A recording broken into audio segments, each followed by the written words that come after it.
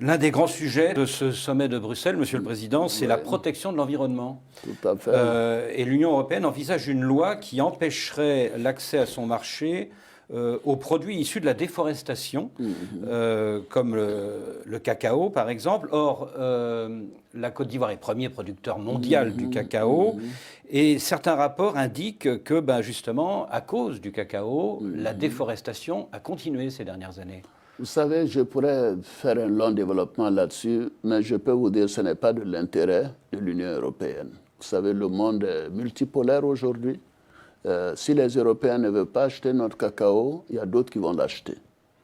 Si les Américains ne veulent pas acheter notre cacao, il y a d'autres qui pourront l'acheter. Alors, ce n'est pas en faisant des menaces. Nous devons travailler ensemble à ce que le cacao soit durable. Voici des pays en Europe qui ont utilisé du charbon jusqu'il y a 30 ans. Voici des pays qui ont pollué le monde entier et maintenant on veut nous faire des leçons. Ah non, ce n'est pas acceptable. Nous sommes d'accord pour que le problème de l'environnement soit au cœur de ce que nous faisons.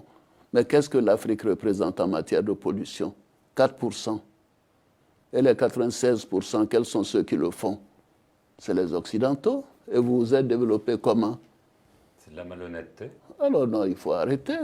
Il faut qu'on travaille à trouver des solutions. Vous savez, il faut qu'on se dise que nous avons une génération de chefs d'État, une jeunesse maintenant, qui connaît ses responsabilités et qui estime que nous ferons ce qui est bien pour nos pays, pour nos peuples. Nous ne voulons pas l'importation d'idéologie, ni de culture, ni de constitution, etc. C'est terminé ça.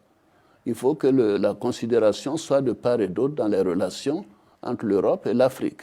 Tous ces engagements qui ne sont pas respectés, j'espère que cette fois-ci on va en parler. Il faut que les engagements soient respectés. Qu'est-ce que nous avons à faire avec toutes ces pollutions des érosions côtières? Qu'est-ce que nous avons avec toutes ces intempéries qui tuent des gens chez nous?